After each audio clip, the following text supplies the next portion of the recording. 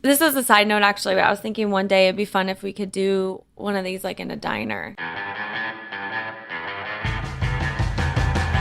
Welcome to Spinsters, a podcast that would not be itself if we didn't bring up labor rights and unions at some point.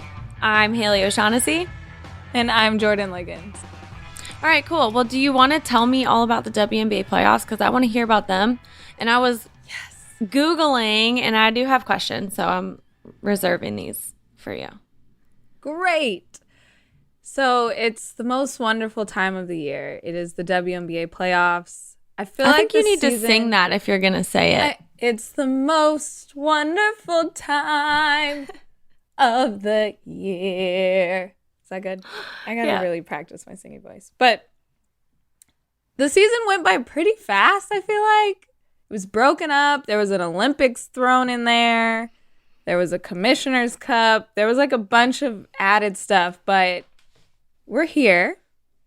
And it starts this week. And I'm so excited. It went down to the wire on Sunday of what the seeding was going to be, who got the last spot. The New York Liberty snuck in there and stole that A spot from the Mystics Sparks. And the Sparks. Yes, we were talking about it last week. They had a chance, but Dallas beat them and then tweeted some shade at them and called them the Los, L-O-S-S, Angeles Sparks. I'm like, damn. Damn, that's how we playing? How dare they use the Spanish language against them? Oh, so I mean, they already lost. Spicy. They already lost. But it was a close game, so I don't know where that shade came from. Dallas already is the 7th seed, so they had nothing to prove. It was just extra spice, so I'm kind of here for it because the W is fun. Here at Spinsters, Haley and I know teamwork makes the dream work. That's why we use Monday.com for all of our team's needs. We love to be super organized with our podcast production. I feel like we both are that, type A personality where things got to get done. And now with Monday.com, we can coordinate which episodes will air when, categorize our rock star contributors, and we use it as a one-stop workspace for us and for our producers to stay in the know. Create the perfect workflow for your team with Monday.com Work OS. To start your free 14-day trial, go to monday.com/podcast. Again, monday.com is how effective teams meet their goals. If you manage a team, visit monday.com/podcast for your free 2-week trial. But anyway, Thursday, single elimination. First 2 rounds of the playoffs, just as a reminder, single elimination games. The Liberty, who are the 8th seed, take on the 5th seed, who are the Phoenix Mercury, with Diana Taurasi, Brittany Griner, Skylar Diggins-Smith, who was playing out of her mind this year. That team, even though they're the 5th seed, they're really scary. Like, it's going to be a good game. And then 7th seed, Dallas Wings against the 6th seed, Chicago Sky, with Candace Parker back in the playoffs, not in a Sparks uniform. Not coached by Derek Fisher. Not coached by Derek Fisher, but James Wade, who is amazing. So let's see if that makes a difference. I wish you guys could have seen the whole Jordan stared into Derek Fisher's head. Also, it's really funny because we had amazing seats at the Sparks game, and I could see his clip, what do you call it? Dry erase board? The little clip thing. And it looked really nice because it was a perfect mock-up of the Sparks court. But all he was doing was drawing. There was like a little arc, and he kept just drawing it. Over and over and over. Yeah. He's like showing Nneka something, and she was like shaking her head, and he was like nodding yes and like just drawing this little arc. Yeah, it looked extremely unproductive. Like the most, like, they were saying really nothing to each other. Coach Fisher. Yeah. Do his best, his absolute best, which is not very good. to be fair. I mean, they did win that game, but whatever. Yeah. Anyway. Okay, this is my question. Between Phoenix and New York, what I get from this, from watching a bit, from falling in love with characters, New York are the good guys?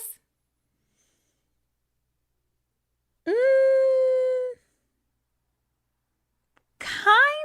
It feels like they're the underdog. You want to cheer for them. Yes. Good guys. They're the underdog. I don't know if it's the good guys. I think that's an interesting thought because with New York and what this is going to be played up to be is Sabrina Ionescu versus Diana Taurasi or Sabrina Ionescu versus Skylar Diggins-Smith. But the reality is it's Betnijah Laney's team for the Liberty. And she is great and an amazing player, but everyone keeps putting Sabrina Ionescu over her. Why is this? Why is it happening like that? Well, because Stephen A. Smith can't even pronounce Betnijah Laney's name, and he can pronounce Sabrina. Like there's levels to this. But she, Betnijah Laney was most improved player. She was an all-star this year. And I think that's going to be the matchup that I'm most interested in, how she steps up into the playoffs and has her time to shine. Sabrina's going to be great. She's going to do Sabrina things, but all eyes are on Betnijah Laney for me. Who's she going to guard? Or who's going to guard her, maybe, is the... Yeah, I think it might be Skylar. It might be Kia Nurse, who used to be on the Liberty last season. Betnijah Laney usually plays like a 3-4.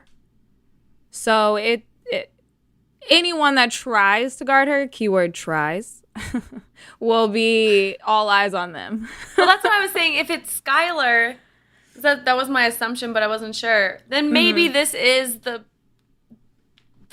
game. I was going to say the playoffs. Maybe this is the game where people start to realize how much she's done this year. Also, it really could be as simple as people in the media not taking the time to learn the correct pronunciation of her name. I mean, there's all kinds of things that make people like, and I'm using air quotes right now, marketable, and other people not. And I think Sabrina is just like a combination of so many things. And you're not the only person I've seen say this where they're like, yeah, she'll be great, but she's so young. And you guys are putting a lot of this responsibility is not the right word because it's almost like flowers as well to this young player who is really good, but is, not necessarily the reason that with Liberty are where they're at. I'm like a sideline observer for all of this stuff, so I don't want to come in with the opinions, but these are literally things that I have seen people say, which is vague, but is also where I pick up a lot of things that then become my opinions because I am absolutely subject to groupthink, which is why I try to stay off Twitter during the games.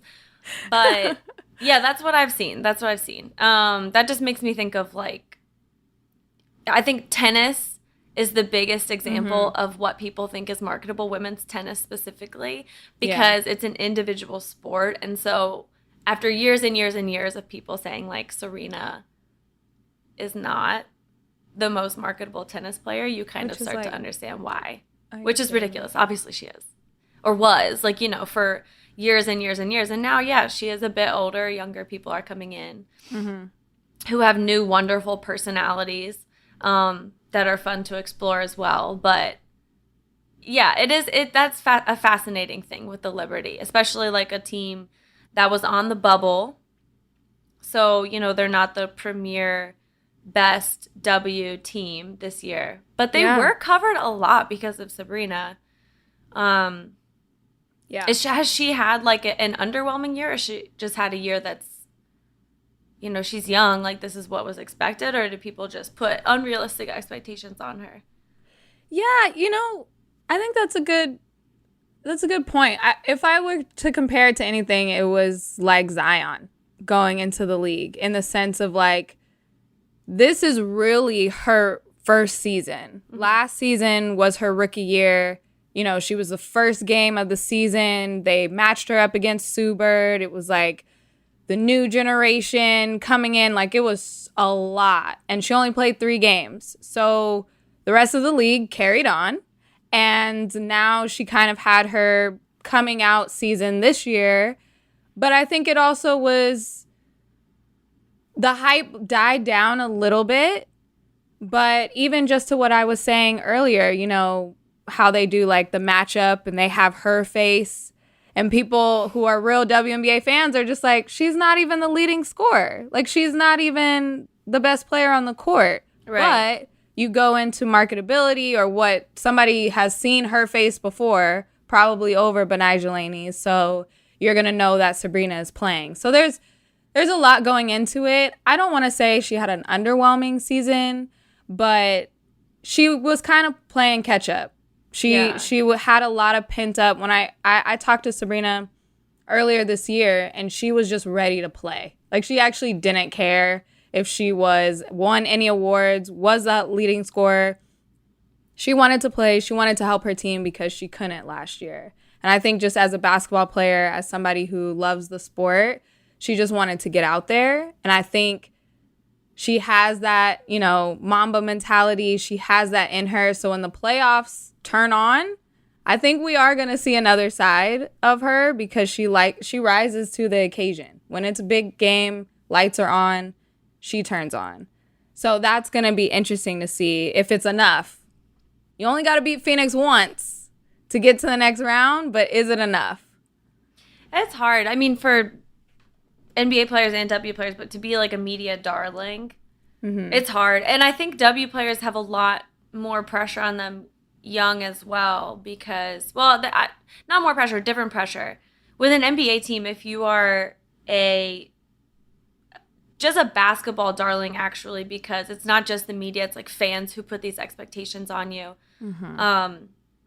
and teams and everyone, then the pressure is to help win right away, because if you have a lottery pick, chances are you're a shit team, and so you need to be elevated right away, or you're like the Warriors, and Warriors fans saying James Wiseman is not good enough.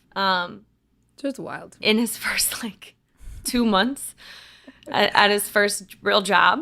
But for W players, it almost makes me think of similar pressure that Freddie Adu faced. Everyone should go listen to the Freddie Adu podcast that Grant Wall did, where, you know, you're like, be the face of this league. No, you can be the face, and we're going to take the next step with this league. And obviously with the MLS, it was a lot more like, hey, this league exists, and we want it we want people to know it exists.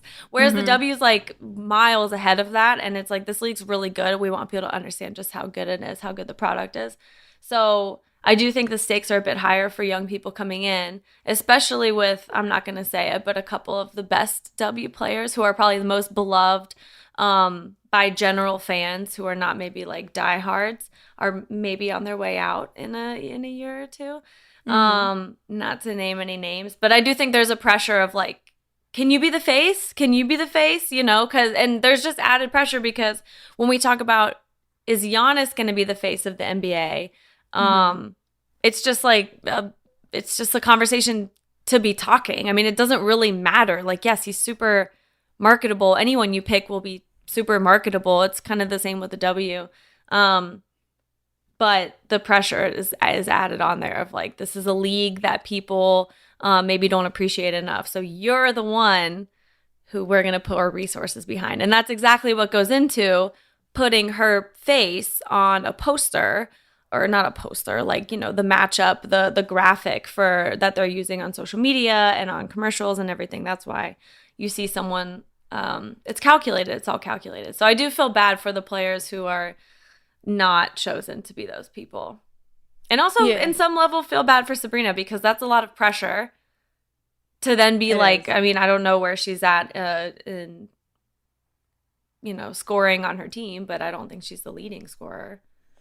But it's also to give her credit.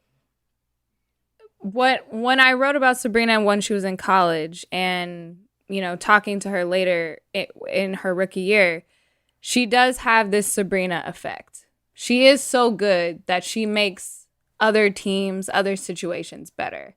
And if you look at the Liberty, they were almost dead last season. The year before that, last, like really at the bottom of the standings. So I think it's also something to say, like, they may be the last seed. They're in the W, you take the top 8 teams. It doesn't have anything to do with conferences.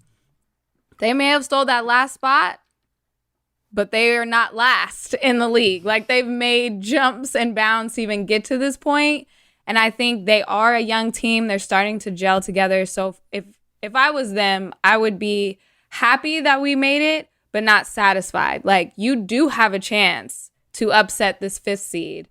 But going into Phoenix a little more, like, they're on a roll. Like, Skylar Diggins did not get a lot of PT in the Olympics, but she's just been like, I don't know, just this cloud of confidence over her game, and is kind of like, you can't really recognize her. Like, she's aggressive, she's attacking, she's shooting a high percentage. So yeah, I would not want to see her with a title on the line and like a chance to play Seattle next. Winner of this game plays the Storm, and again, you only got to beat them once, and then you're into the semifinals. Like, yeah, if you think of it like that, like, we only got to win 2 games, and we're in the semifinals. Like, it's a different stakes for the W. No, that makes sense. And your Sabrina point makes sense as well. Makes sense as well. Why did that sound wrong? I get it. I was like, am I attaching a plural to the wrong word? You should help me make a W playoffs drinking game, or single elimination drinking game. Yeah, I would love that. I was just thinking about that. I was thinking about what to attribute a Skylar 1 to, and then on the other side, are you cheering for Chicago? It seems like Chicago is the more lovable team out of the two. Not saying anyone's unlovable, but everyone has a favorite child. Everyone has a favorite child, and I probably would have been rooting for the Wings, but that Los Angeles tweet really did not sit well with me.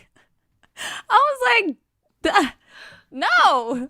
So you're going to lose. I also 5,000% want Candace Parker to go further than the first round and even the second round. This Chicago team has always really been stuck of like, we're good, but we're not great. We're just on the brink. If you look at their roster, you have Courtney Vandersloot, you have Candace Parker, Allie Quigley, all of the Diamond DeShields. You have all-stars in your starting lineup, but like, what is it that you guys just can't get over and like freeze in the playoffs? So I'm hoping that Candace Parker is this missing piece for them.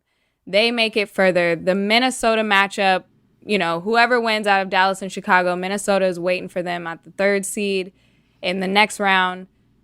That's going to be a great game. Like, whoever wins, that's going to be a great game because Minnesota just plays hard. But I'm rooting for Chicago. Chi-town. Yeah, me too. Me too. And if Dallas loses, you have to tweet. What do we have to? Dallas. Like, it's just too easy. If you have an L in your name, you can't tweet, puns for other teams losing. Dallas. Got to think about, repercussions in the future. Yeah, fly home to sit on the sidelines and not be in the playoffs anymore. Yeah, it's bad. I mean, we'll see how that goes. But I'm ready. Yeah, it's already in my drafts. Playoffs drinking game Thursday. I'll be doing it. I'm just going to wait for Jordan to... Oh, and then we should share it on the Spencer's account. Yes. Yeah. Just be gentle because God knows after the pandemic, the tolerance is gone. No, it'll be good. It'll be good. It'll be like... When we went to Vegas for Summer League, I was like, how much have we drank? Oh, so it'll be fun. good. You'll be friendly. I will be friendly. It'll be good. Okay, you guys. Imagine a job site where you only have to pay for quality candidates that meet your must-have requirements. Sound too good to be true? It's not. It's Indeed. It exists. Indeed knows how important it is to make the most of your recruiting and your dollars. With Indeed, you can save time and money by setting your must-have qualifications and only paying for the quality candidates that meet them. No more going through Joe Schmo to see if he's the right person. Like, you don't have to do that anymore. Get started right now with the $75 sponsored job credit to upgrade your job post at Indeed.com/spinsters.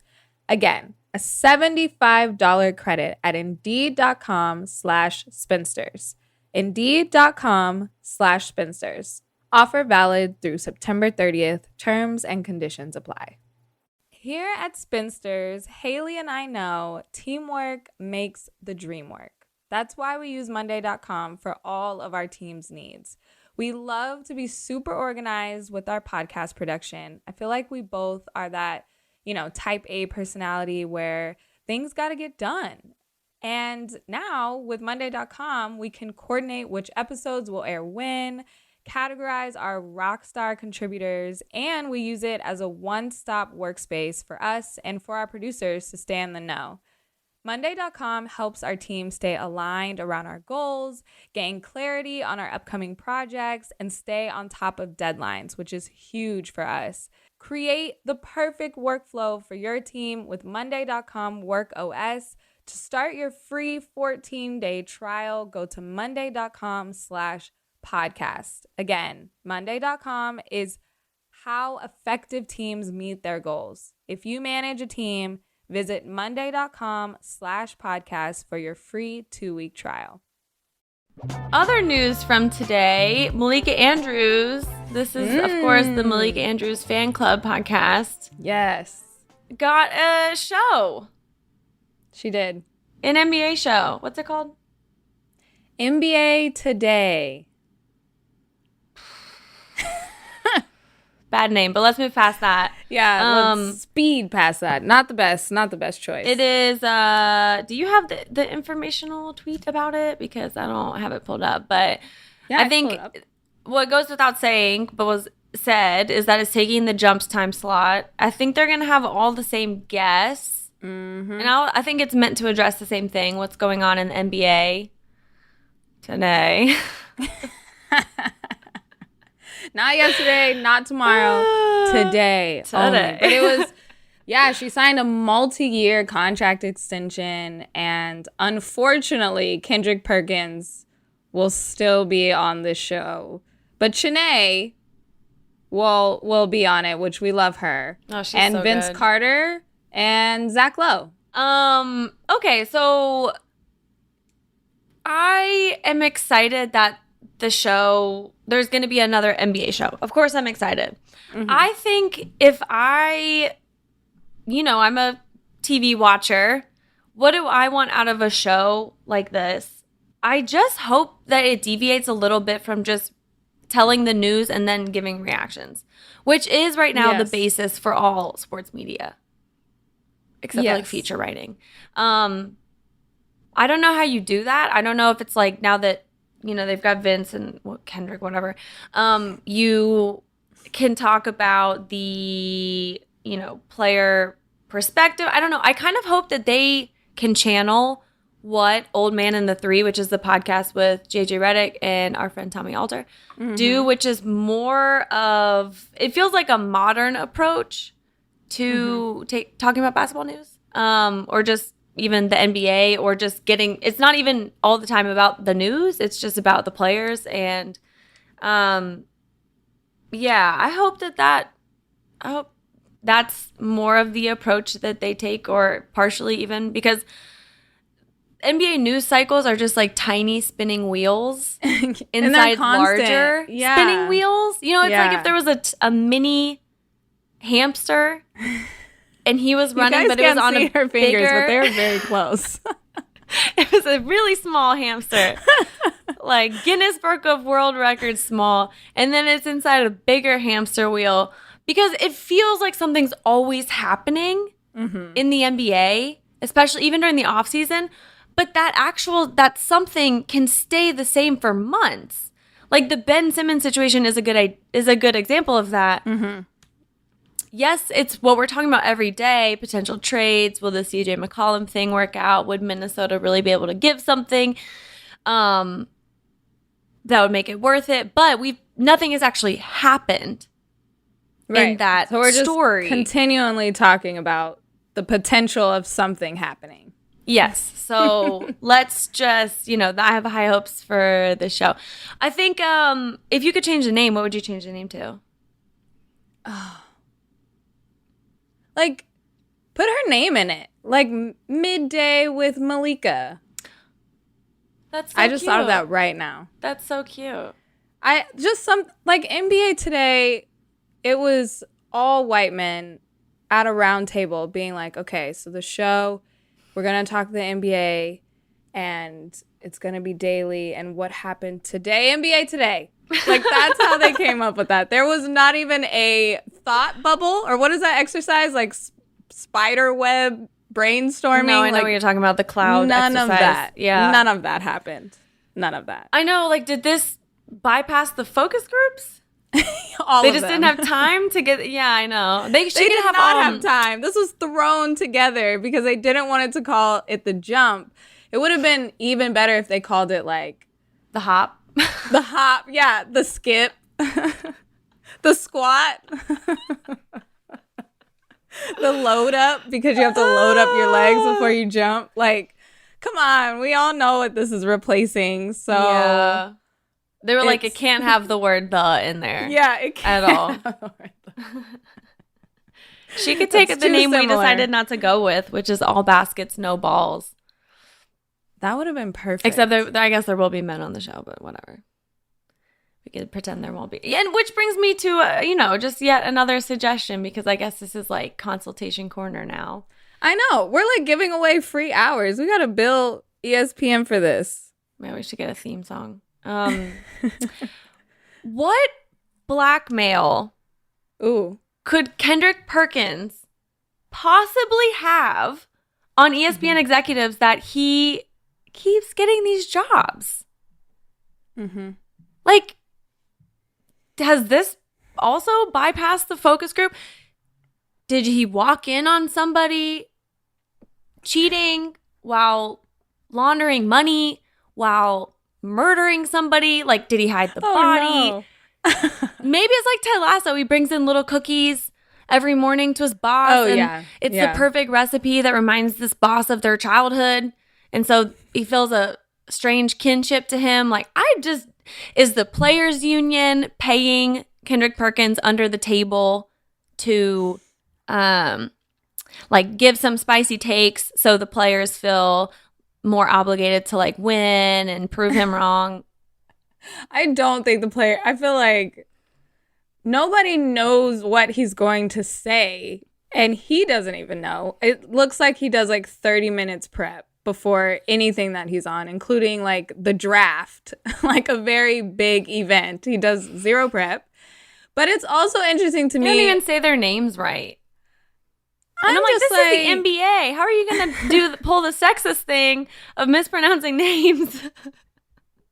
I'm just kidding. Obviously, that affects everybody. But it does. Actually, there's that great article we shared earlier in the year of like, it happens a lot with the W.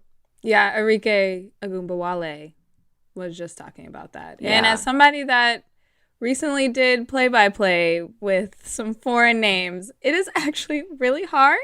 But I spent a whole day practicing, and I had them all send, their coaches sent over a voice note of how to pronounce it. So I got it right because I know that there is it's your name. It's something that you're playing for. It's on the back of your jersey. It means a lot. So it's hard, but you have to put in the effort.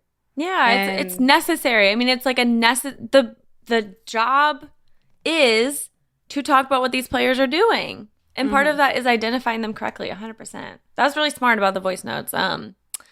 Somebody should text Kendrick about that. I feel like also part of his planning is like, how could I make this offensive? Yes. Immediately. Like, I'm going to tweet something so offensive right now that's going to put the Twitterverse on fire. And maybe that's why ESPN is just like, maybe it's blackmail. Maybe it's just fear that he's going to tweet something outrageous about ESPN. And they definitely put that in his contract of like, you can't say anything bad about us. And if they terminate that, then he might spill the beans. Which, yikes. Who wants to read a Kendrick Perkins tell-all book? Not I. Like even a notes app tell-all. Yikes. I just thought of another name. Okay. You know the Drake song, Houston, Atlanta, Vegas? Mm-hmm. What if they did that, but they smushed together all 30 teams? So it's like every city. Wow. And then to be on the show, you have to be able to pronounce it correctly. Wow. Which takes Kendrick right out of there. Because he's like not going to learn it. Sorry, don't pass. Can't be on it. This is the new rule. Ooh, that's good. I wonder if somewhere out there in the internet land, if someone has tried to put all of the team names together. Connect. Well, they have, so they have to be connected by a vowel. I'm like looking off into the distance as if I'm going to try to do it right now. Yeah, but I was thinking about it for a second. And I'm like, no, it's just West. It would probably have to go by conference. That would probably be easier. That would be easier, yeah. I mean, just not enough. Houston, Atlanta, Vegas. Well, I guess Vegas they just attached on there. Yeah.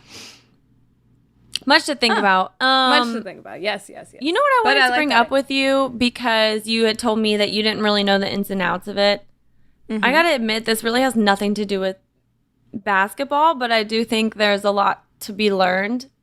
I say this has nothing to do with basketball. Didn't we just talk about Love Island for like 30 minutes 2 weeks ago? I was going to say, it's the NBA off season. We can do what we want. We're getting closer to the season, but go for it.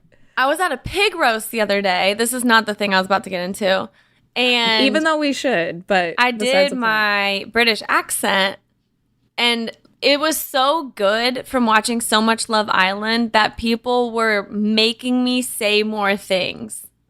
Wow. I've honestly thought about like if I wanted to leave this life behind and run away and just assimilate, I could go to London, or actually maybe I'd want to go somewhere smaller, like what's this? I bet there's a fucking town named like Derby, Hampshire or something. I'm going to Derby, Hampshire. And start your life anew. I'm just going to start my life. Book. Yeah. I would read that book. Well, American girl with a great British accent runs away, starts a new life. I just came up with this is my problem. I keep coming up with these ideas and I'll say them in the moment. And someone will say like, that would be a good TV show. And I'll think, I should pitch that as a TV show. And then literally 4 minutes later, I'll forget everything I said. Good thing this is recording. So you got this. You got this. It's crazy. I think that a lot of people have the thing where their brain cells naturally, they come back. Like they repopulate. I think that mine just keep going down. Like the count is low. Stop the count. Stop the count, your brain cells. Okay, can I tell you about this U.S. Soccer Federation drama now? Okay, so I am going to try to go through this quickly, but this is going to be story time because there is quite a bit to it. I love it. If I leave something out, just feel free to harass our producer on Twitter. Not me. That's perfect. Okay, so this goes back a while. So I guess my first question is, why is this relevant? Did you see the tweet that the U.S. Soccer Federation tweeted out last week about the U.S. women's national team? I did not, but I know that there has been a lot of back and forth and just some spiciness, going back to spiciness tweets and throwing shade when there doesn't need to be, especially from a federation. I think that's what kind of caught my attention most about this whole story. Yes. What I'll do is tell you a sentence that's on the tweet, and then I'll reverse from there. So U.S. Soccer Comms, which is like the Federation's communication department, which I guess if this isn't totally clear, because governing bodies can be confusing, the U.S. Soccer Federation, USSF, I almost said R. God damn it. The USSF.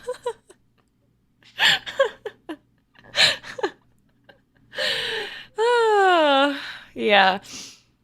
They are like the governing body for the U.S. women's national team and the U.S. men's national team. Okay. For U.S. soccer.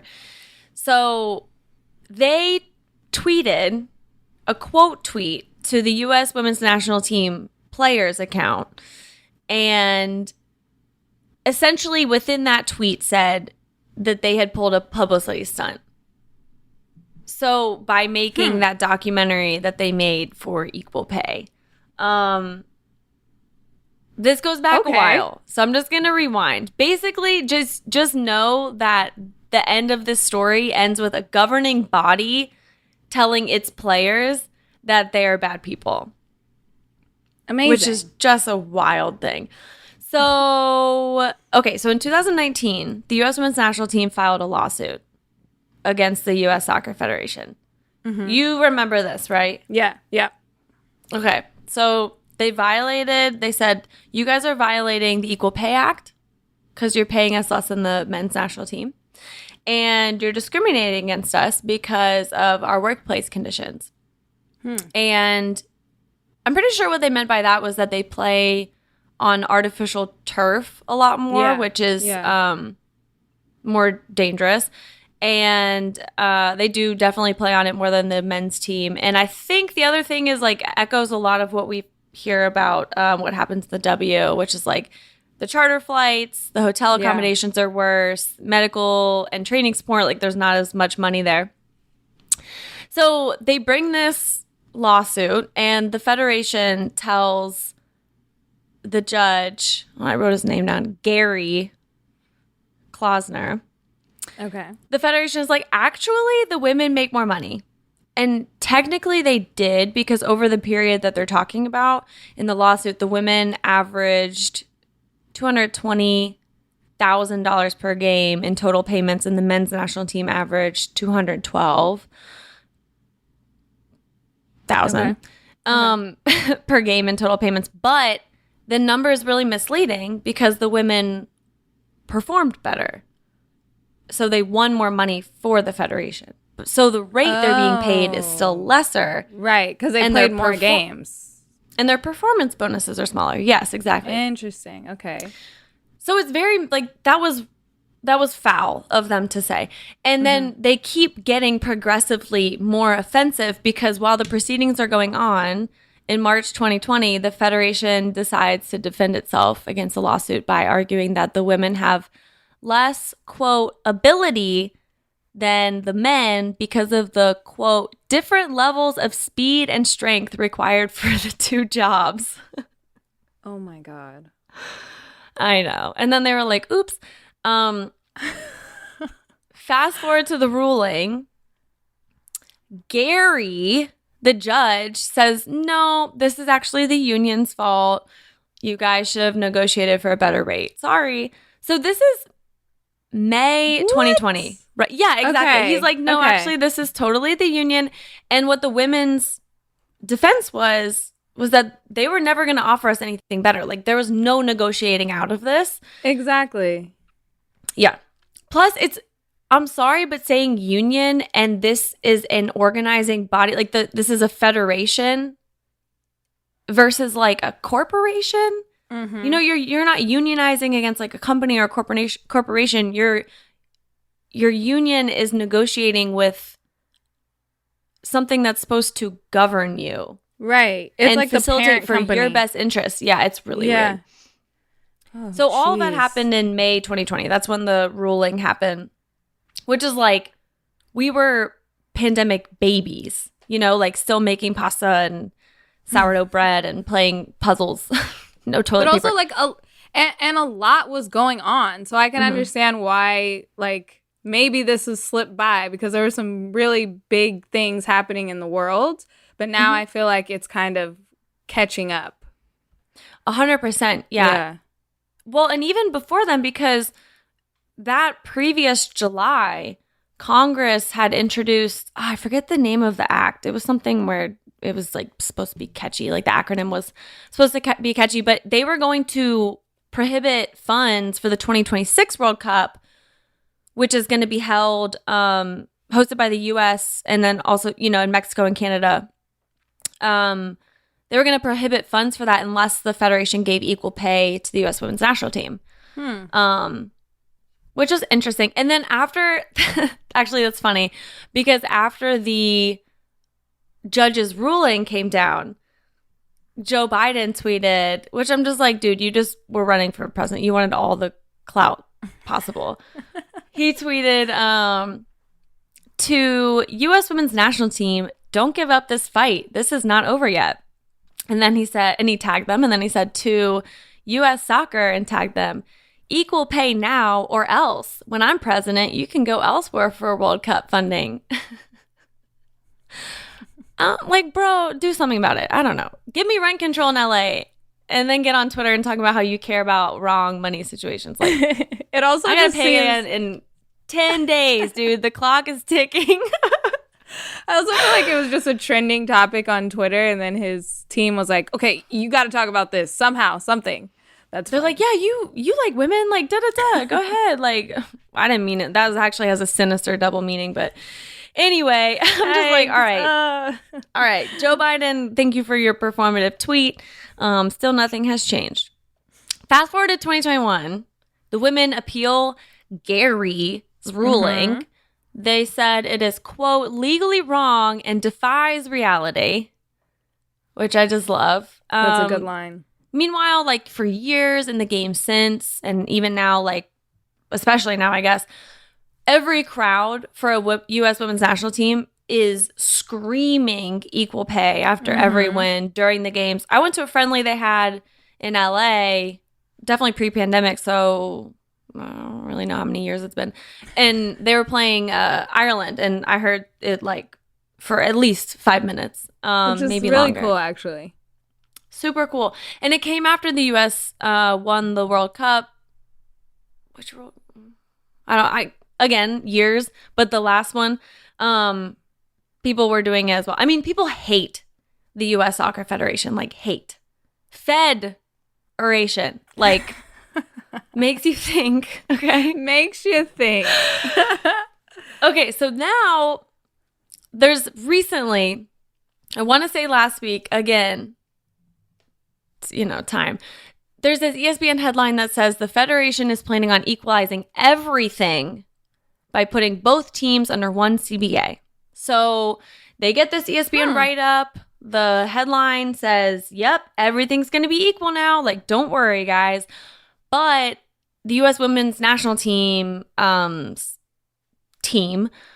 says, like, actually, this doesn't address back pay damages, working conditions, and it undercuts the actual goal. But it's hard to see that from the headline.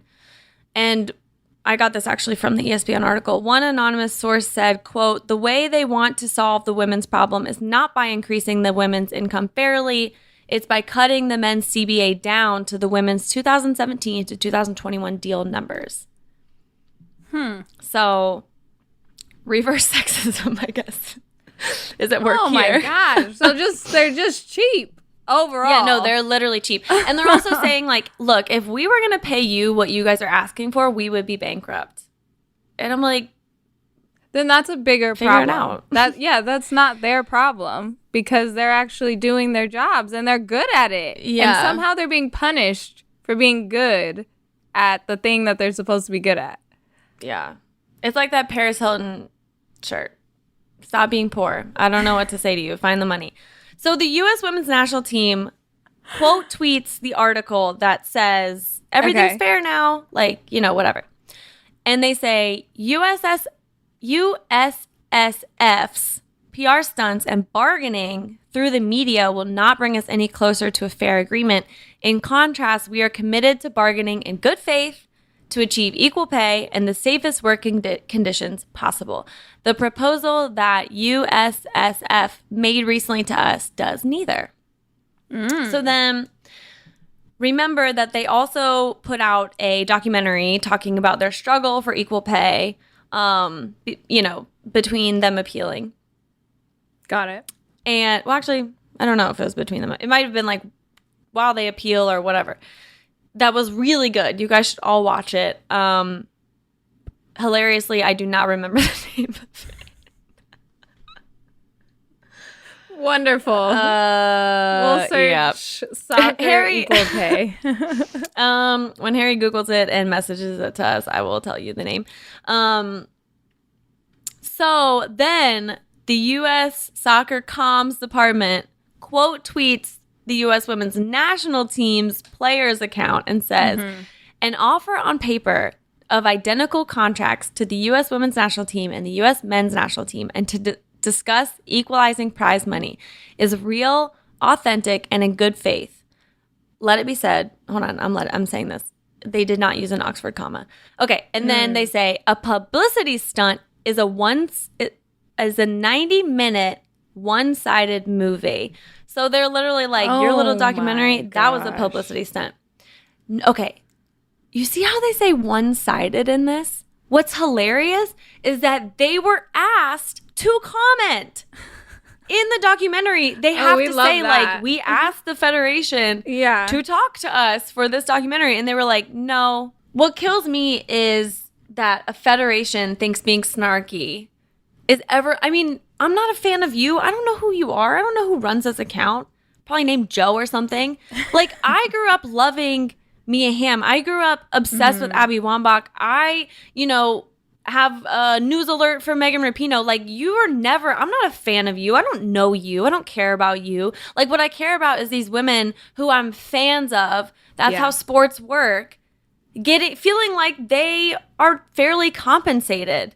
That's what I care about. Do they think it's fair? I'm never going to start to see your side. That just doesn't make any sense. Yeah, and just also being a fan of women, like all women, and wanting this for everyone to be on the same level and have equal pay. That's what we're rooting for. And that's why at the start of all this, you're like, oh, it doesn't really go with anything. This is exactly what we're about on Spinsters and what we fight for is we're wanting to uplift women and to go against feds that say that they're in your best interest, but actually they're stabbing you in the back about a documentary that they decided not to comment on. Why is this so hard? I'll just say also, as somebody who's experienced a gender-related wage gap, like, the gaslighting is so real. Yeah. It is. And you can give all the excuses you want, but it's just like, I see what you're doing. The documentary is called LFG, which stands for Let's Fucking Go. Oh, I remember that now, because that's the thing that, the team says all the time. Morgan. Great. Oh my God, great documentary. Everyone should watch it. I don't think it's one-sided at all. I think that, like, they're just embarrassed. Like, they're embarrassed. Yeah, the president tweeted it. Themselves. Congress had to make an act. Like, people are pissed. Also, a bunch of sponsors. Coke. What was another sponsor? Visa. I forget. There were huge sponsors that essentially told the USSF, just, first of all, not catchy either. Hard to say. Sounds too much like SSR. Like, I'm sorry. Like, come up with something else. I don't even remember. Oh, the companies told them, this is embarrassing.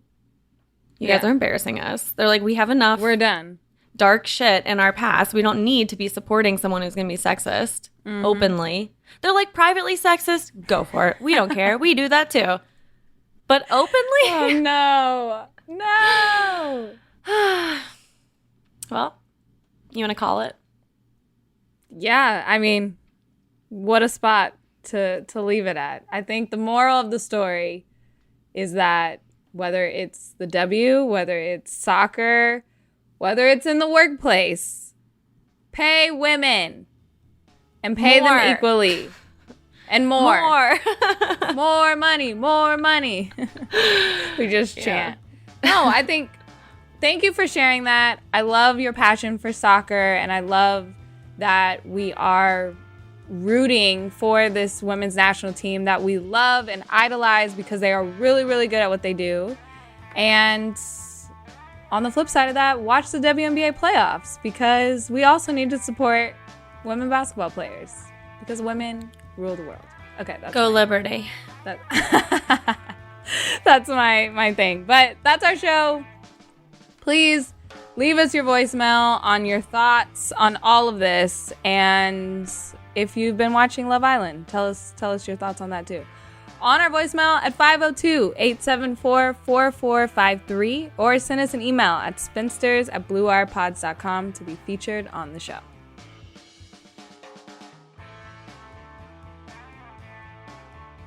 Spinsters is hosted by me, Haley O'Shaughnessy, and Jordan Liggins. This episode was produced by Jordan, Isabel Jocelyn, Harry Krinsky, and Alex Ward. Our production coordinator is Devin Shepard, and our executive producers are Peter Moses, John Yales, and me.